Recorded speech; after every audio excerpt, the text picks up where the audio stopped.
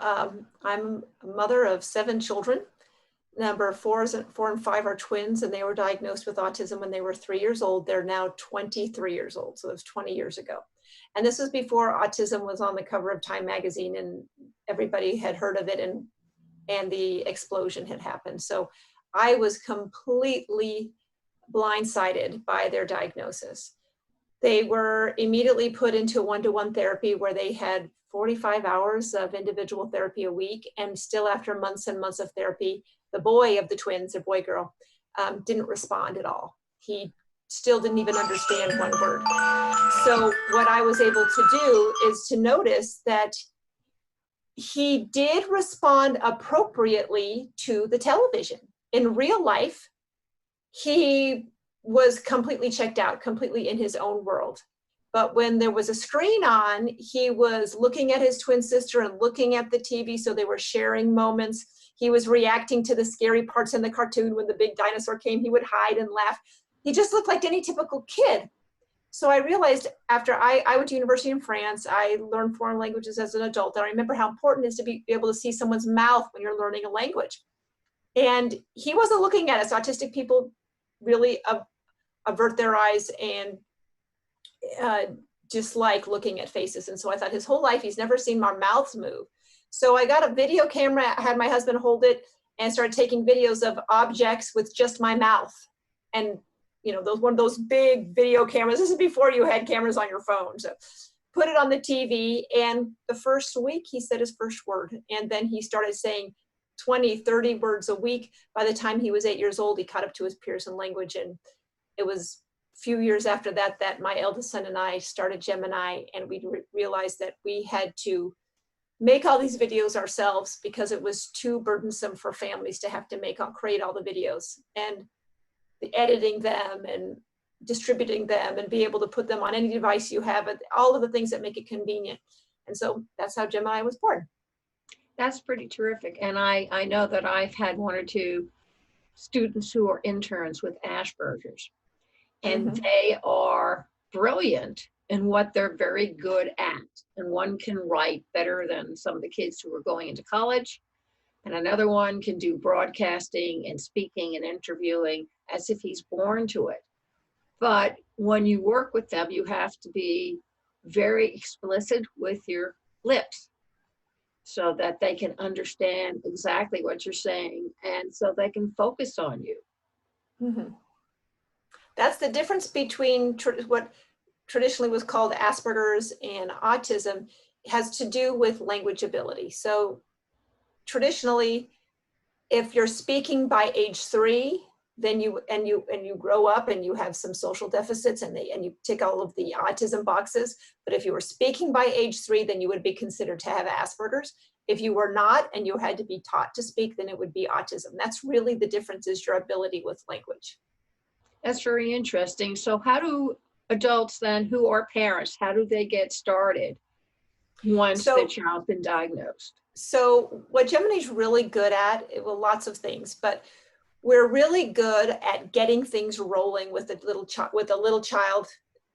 So if you can imagine what I call the Helen Keller moment, typically developing children start to understand the concept of language on their own, that the noises that we're making represent ideas. That concept does not come naturally to people with autism.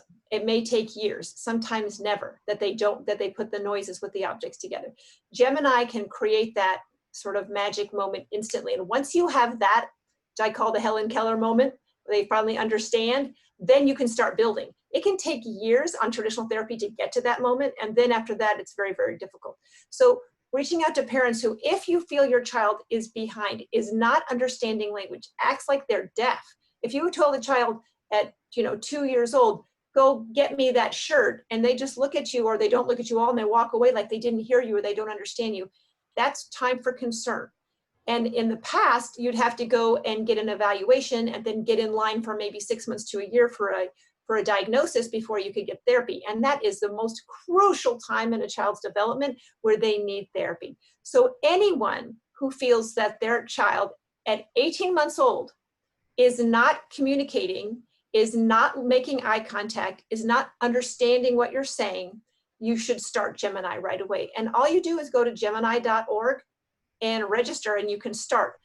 While that child is then getting through that Helen Keller moment and developing language and catching up to his or her peers, then you can worry about trying to find a diagnosis and all that other stuff, but you're not losing time. So if you're a parent and you have a child and say by 6 months he's not trying to sit up, or he's not rolling over, or he's not responding to the sounds around him. Right, so 6 months, that early, you're really going to look at big smiles engaged with your face. So when you sit in front of the child, are they crossing the midline with their hands? Are they clapping? When you smile at them and you make those little googly eyes, do they laugh and look at you and engage with you? That's the biggest milestone that you want to look for. If you do not see that at 6 months, you should take your child to the pediatrician and see if you can get them screened right away. Before, and in other countries outside the United States, sometimes they'll wait till they're 5 years old. In fact, in the UK, children don't even get a diagnosis till they're 5. And so they waste so much time. By the time you start trying to do any kind of therapy at 5 years old, your potential for success diminishes considerably. Now with Gemini, I have to say, it is the only program that I know of that has published research that shows that it's effective even with adults. And just anecdotally, we are seeing people into their 30s and 40s who were nonverbal their whole life able to acquire language with Gemini, and that's never thought possible before. So it's not really too late, but it's just harder the longer you wait. And I suspect that the eyes, and I know my son when he was first born, and I put him in front of the window, and I could see his eyes checking out the birds and the squirrels and the chipmunks, and so I knew he was alive. And I suspect the same thing is true if you do not see the baby's eyes following motion going in front of him, or the kind of dangly things they now have hanging overhead or something. That would also be another indication. It's a minor indication. The biggest thing is with faces. People with autism, well, I guess you can say a neurotypical person can understand what they feel like. So if you've ever tried to look at someone in the eyes when you're telling them a lie, you know it's a lie, how difficult it is to maintain eye contact because of the shame reflex. And you feel the shame in your chest. And it's uncomfortable, and you really have to fight through it. In fact, people with autism have that shame reflex always on, regardless of whether they're lying or not. And it's that same feeling, but so intense that it's painful. It can even cause headaches. Some people talk about like it looks like there's laser beams coming out of people's eyes. And you think about the neurology about why that could be. One thing that's fascinating with eye contact is our eyes, the nerve behind our eye, it oscillates at a certain level. When you look at somebody, that oscillation syncs up, and all of a sudden you start going in sync with them. And that's where it talks about when you have attraction to someone right off, like for love at first sight or something, it could be that you're oscillating at the same rate before you even sync. So there's something neurologically that you have this connection with somebody that's metaphysical. Well, that connection with autistic people is painful. For some reason, it connects into their brain where it, like they say, it feels like laser beams. And so they'll do everything they possibly can not to look in your eyes. So maybe they'll look at dogs they'll look at everything, but they won't look at your face until they have enough comfort with you. So sometimes eye contact will be okay with parents, but terrible with people outside the family. So you have to kind of look at these gradations because it is a spectrum, and it just kind of depends on where you are in that spectrum. Interesting. I never knew that. Now, when you start working with these youngsters at that age, younger, or even when they're older, are there certain things that you train the parents in to continue working with them? Yes. So the videos themselves teach the parents how to speak to their children. The number one mistake that parents make is they use too many words. Like this, so let's say I want to ask a child if they want to go to the store. I'll say, do you want to go to the store? We're going to go to Walmart, and it's so much fun. You love it. You love to go in the cart, and they go on and on and on. Well, they should just say, go store, that's it. It's just, and the reason why I'm so good at this, I guess, at teaching children who have deficits is I empathize completely, because I lived in France, and when I first got there, I didn't speak French. And if someone went rambling on, I would just look at them completely checked out. But if they would just say, Église, I know that means church. Oh, they're going to church. That's all. You just say one word, just one word. So since I have so much empathy, I can look at someone and say, I know what they're doing wrong. In fact, if you go on Gemiini and you go into the solutions page and to the discrete video modeling example, you'll see why Gemiini works. Because so many parents see our videos, they're very simple. Just one word with a big close-up of the mouth and then examples of that word. It's very, very simple. And parents will say, this is ridiculous, this is inane. There's no way my child is going to learn from this. And I'll say, watch this. And if you go on the website, there's a video of a children's video in Chinese. And this man is talking away in Chinese, and there are all these animals twirling around, and it looks fun, but I have no idea what he's saying. And you look at the Gemiini video, and he's saying one word, ew, and then he shows them pictures of alligators, all different kinds of alligators, and he shows a close-up of his mouth saying, ew. And you can feel your mouth moving with his, like you can't even help it. And then I asked the person, now, what did he say? Oh, he said alligator. There you go. And they say, wow, I could learn Chinese this way. Yes, this is exactly it. Our children with autism are not space aliens. They have the same needs and issues that we all do. What you realize when you work with autistic children is the miracle of human development. That people learn language without this kind of distinct teaching, just out of the chaos of the environment. To me, that is an absolute miracle. I'm surprised that everybody doesn't have to learn this way, because as an adult, I know I've been in France, and I didn't learn that way. I had to go and learn all of the words individually, and then learn all of the verbs individually. So we're really just teaching these children as if they were learning a foreign language. It's that simple.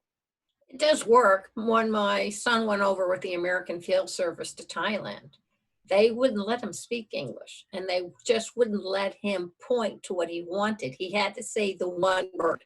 Mm-hmm. And he learned how to speak Thailandese, I guess, not French.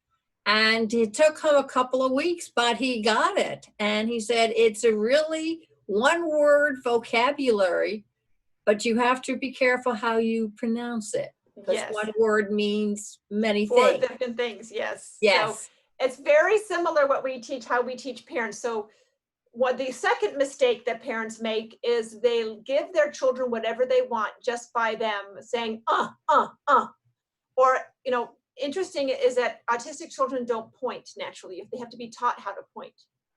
And if you point, that's one of the ways you can sort of suss out if they're on the spectrum. If you point to something across the room, they'll just look at your finger. They don't get the concept of going line of sight from your point of view. We teach that through video, how to do that. And you'll see the autistic kids will then start going like this with their hand because they're so excited about this concept. But what's very common with autism is the children will take the parent's hand and put it towards what they want. They don't point to it. They'll just take the parent's hand. So that's one of if your child is doing that and not pointing, that's a huge warning sign that he's on the spectrum. But then the parents will give it to them. Now with Gemiini, we'll say if your child has learned the word that he wants, whatever it is, and if he hasn't, teach him it through Gemiini. Make him say the word. Don't give him the word. Don't give him the object. He has to say it. Or he has to at least make it an attempt to say it. Now, we're not really judging articulation. It doesn't have to be perfectly pronounced. But because in English, we don't have the same problem as Taiwanese. You can say it pretty close and you still get the idea.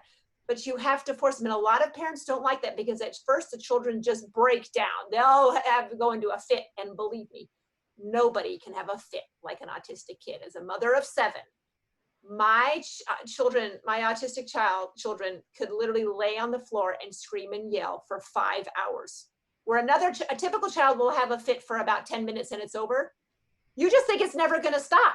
And so all you parents out there who are experiencing this thing, that's typical for autism, and it will stop, and it will be less and less each time. It just takes them longer to figure out they're not going to get what they want. And you just have to be persistent. And then, because it was probably the hardest thing I've ever had to do in raising any of my children, is listen to them scream for 5 hours. Finally, it sounded like I was beating them, and they were just lying in the corner rolling back and forth because they wanted an apple or something very simple, and I knew they could say it, and they just wouldn't say it. Finally, they said it. I gave it to them, and everything was fine. You know what? The next time, they just said apple, and they didn't go through that whole 5 hours of screaming. So it's a whole kind of behavior, actually, that the Yes, parent needs to learn yes, in order to work successfully with their child. yes, exactly. So there's lots of things that we teach them. We also have daily webinars twice a day where parents can jump on the webinar at any time, and a specialist will walk them through the program.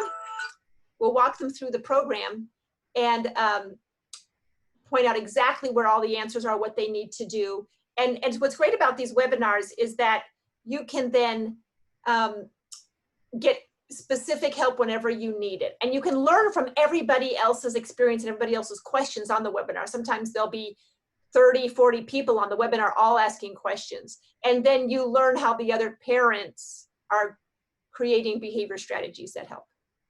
So how does a parent, I don't know whether Gemiini works with a parent, but when your child starts going from being a child to an adolescence, from an adolescent to teen, and then teen to adulthood, do you also teach the parent how that each phase requires a different type of training or parenting as the child?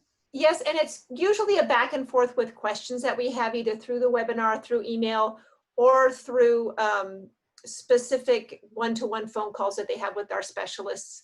And as a child gets older, there becomes a greater potential to have really adverse behaviors where they have self-injury.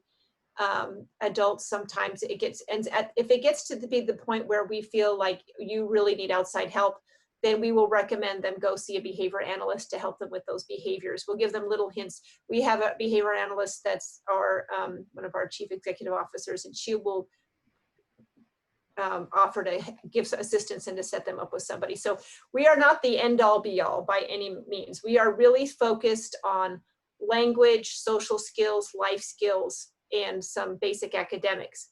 Now, what we find though is when the person has language, their adverse behaviors just diminish, sometimes extinguish completely. And a lot of the behavior issues are just because they're just frustrated because they can't They don't know how to get it out. So as they get older, are they able to leave home or go into a group home, or is it where the parent? Yes, so it's all over the spectrum. Now with therapy and with all the different types of therapy they are, if you have to get the children early, a lot of children are able to become independent, either even indistinguishable from peers, or still obviously autistic, but have jobs, are independent, and live independent lives. That's getting more and more common. Whereas 20 years ago, 95% of people who were diagnosed with autism were not able to be independent, whereas 95% of people with Down syndrome were. So it was actually much more debilitating than Down syndrome. Now, the people who are not able to be independent, there is a shortage of alternatives right now. There are people who are discussing it, because it was really in the 80s when this epidemic started, and it took up steam in the 90s, and it went through the roof in the early few years of 2000. It's growing more and more. So those early cases now, which are quite a few, are now teenagers and young adults. And we do not have adequate housing for them, adequate alternatives to living at home. And what there is few and far between. And that needs to be a focus of our community, or what are we going to do? You know, when my children were first diagnosed, my son was very severe, and the panel who diagnosed him told me that he would probably be nonverbal his whole life, and that he would need to be institutionalized eventually, and that we should start thinking about it now. When he was only 3 years old, what are we going to do? And that idea is what pushed me to constantly try to find new things to help him. And the idea, the word institution is a very scary word. We think of One Flew Over the Cuckoo's Nest, and all this really scary things come to our mind. But it changed my mind on that. I was in Spain visiting an autism home, I guess you could say, right outside of Barcelona a few years ago. And the community of parents went together and they bought two large mansions, really, on big pieces of property that were owned by wealthy Barcelonans 100 years ago. They were older homes. And they turned this into a little compound, and it had an indoor-outdoor swimming pool, huge garden, a crafts room where they made things. And I walked in, I saw the happiest people I've ever seen in my life. It kind of reminded me of when I visited a convent once, and you think these nuns, they're inside these walls. They're the most joyful people you ever met. They're walking on clouds. I went, okay, they've got a secret that they're not telling the rest of the world. I kind of felt like that when I was at this home. They were so happy. They even some of them were nonverbal. They were able to. Everybody could figure out how to communicate with each other. The staff were more like part of the family than staff. The staff were happy. They had a purpose because they making their crafts and they were selling them. They had exercise. They had their vegetables, and I just thought they're much happier than most of the people I know who are living in so-called independent life. And so you think about what really is important in life. It's important to be happy, to be fulfilled. And I completely changed my idea on what does success mean for my own children. It does, my husband's a Yalie, and I have quite a few accomplishments that I thought meant success. No, that's not successful. Successful is happiness. Those people in Barcelona were more successful than almost anybody I know. So that's where, again, as a society, we have to look back and think of what does this mean, and how do we copy and paste what they've got over there and make it in every community here. And it really wasn't that expensive. Institutionalization here is ridiculously expensive. We're talking $150,000 a year per person for nothing. It was almost some of these places almost look like, they look like very poor hospitals. They look like prisons. Yes, they don't look like homes. Houses. Yes, they don't look absolutely. Like homes. And so there needs to be a meeting of the minds. Unfortunately, bureaucracy gets in the way, but people have the best intentions to create things, and then there's just so much inertia with all of the regulations. So there's something that we need to tackle. Maybe that's the next thing I'm going to tackle. I don't know. We'll have to tackle it together, because I have known quite a few autistic young boys and women who are in their teens, and they are successful in their own right, and they're happy in their own right. They're content with who they are and where they can go. And I think that it takes a lot of courage to raise children like that, even in the 21st century, because not all the tools are there. Well, also with social media has a really negative effect on neurotypical people growing up, young people, even millennials, because everybody's pretending to be so fantastic and fabulous. And so you compare this pretend life to yours and you think, oh gosh, I'm not doing so well, when it's all just an act. And so that has a negative effect on people who are longing to be social but have difficulty with social skills. And so they just feel like everybody else is doing great and has lots of friends, and they don't, when they don't realize they're pretty much all in the same boat. So there's a lot of depression within the autism community because of their perceived idea of where they are compared to other people. And that also needs to be addressed. And I think so. There's still a lot that need to come out of the closet concerning mental health, especially autism. People don't mention it or really talk about it much. And even the Special Olympics doesn't really go into it a lot for the people who are part of the Special Olympics, and also the people who come and see it. And it's a setup on culture and behavior. Well, what's happening, there's been a positive movement with autism that has some of it, it's negatives too, but there have been a lot of TV shows and movies now whose characters are autistic. The Big Bang Theory, just about everybody on that show is autistic. There was Asperger's. There's that show. There was a movie called The Accountant about someone who's autistic, and there's a lot of. There's one on Midwife. Yes. Who's autistic. Okay, there's a lot. So what that does is show a more positive light and what's possible. And so it's the stigma is going down quite a bit, but really it's the parents who have to get over it.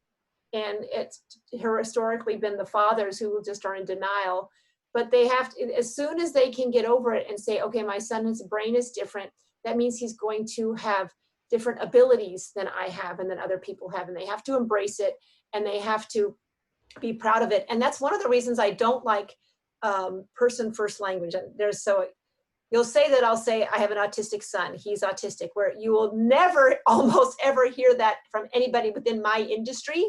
They'll say he has autism. And what happens is in school, the teachers are told that we don't ever want to label somebody. You want to talk about the person first. So you'll say Johnny has autism, not Johnny is autistic. But by doing that, they don't understand is that they are conceding that autism is something negative. And that because, when I was in school, I was in gifted programs. I was gifted. My parents didn't tell everybody that I had giftedness because there wasn't anything wrong with being gifted. There's nothing wrong with being autistic either. And so as long as we keep on insisting that people we say have autism, we are letting that myth keep growing that there's something wrong with being autistic. And the autistic people themselves are insistent on identity first language. They say, I am autistic, just like you are neurotypical. I'm never going to be neurotypical, and that's okay. I'm proud and happy to be autistic. And that is growing. The flip side is that sometimes people on that self-advocacy group go too far, where they'll say that you should never teach an autistic child anything. You should just let them be. And I say back, well, then why are we even teaching algebra or French or anything in school? Why are we wearing clothes? We're born naked. I mean, they just make it absurd. Like, everybody needs to be taught so that they can be successful and they can have the joy of communication. And some people need to be taught in a different way. It's not that you don't teach them. I tell people that when I wrote my book about parenting, teens, I said, your teens, the ones you have, different ages, different levels, maturity, it's not the same. Sophistication is not there. What your daughter did at 14, your son may not do until he's 36. Or ever. It's just a question of how quickly they mature. And let's face it, maturity is different from sophistication. Sophistication is like a polish that you put to make yourself more shine, whereas maturity is a quiet thing where you learn to take responsibility. Big, big difference. I mean, I was compared to my brother. We were 18 months apart all my life, and I always came up short. And when I left from home, I said, I'm not going to win with you guys, and I don't care. I'm very happy the way I am. Toodles. But a lot of kids don't have the guts to do that either. But the thing of the matter is that kids grow at different levels at different times, and some take longer than others. So and with autism, it's even more distinct. And that's why there is this idea, well, especially in the United States or in in the English speaking world where we have therapy in school, parents will just say, well, he's getting therapy at school. He's getting 30 minutes a week or getting, and he's in a special needs classroom. Like when you have, especially with autism, it's sort of like a rubber band that you pull out during school or that half an hour. Pull it out a little bit. As soon as you let go and it goes right back. That exactly. Rubber band needs to be pulled every waking moment to be able to stretch. And so this is where Gemiini is so important, is that you can use it at breakfast before they go to school, on the way to school in the car or the bus, on the way back from school in the car and the bus, during meal times when they get back for a snack, during dinner. So you're constantly pulling that out. Some parents just let it play in the living room all day long. And so when the kids want, they come and look at it, and then they go back and they sort of hear it in the background. It's reminding them. You're going to get the best results fastest results by doing that. Just or at least 3 times a day for times during the day, so that you get that pulling 3 times a day. It's so many parents, which I don't blame them because they're doing just what you said, they project their own learning experience on their kids. And I have parents whose children have seen, let's say they've seen the video for cup, and the child saw it 40 times and still could not distinguish a cup, couldn't point to cup or couldn't tell cup and couldn't say it. And they'll say, well, I guess he's not going to learn this way, and they turn it off. They don't understand your child may take 500 times before they register that that's cup. The repetitions are all over the place with autism. And what their parents are saying, well, if I saw this thing 40 times and I couldn't say it, I'm not going to say it. I will never be able to. And they're projecting themselves on there.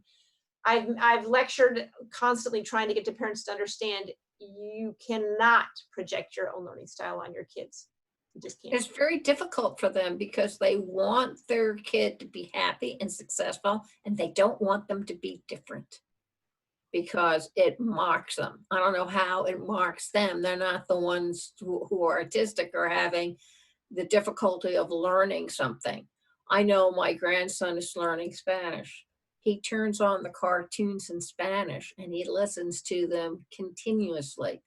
And they have recorded them, and he listens to the same cartoon a couple 100,000 times. Is he learning Spanish? Yes.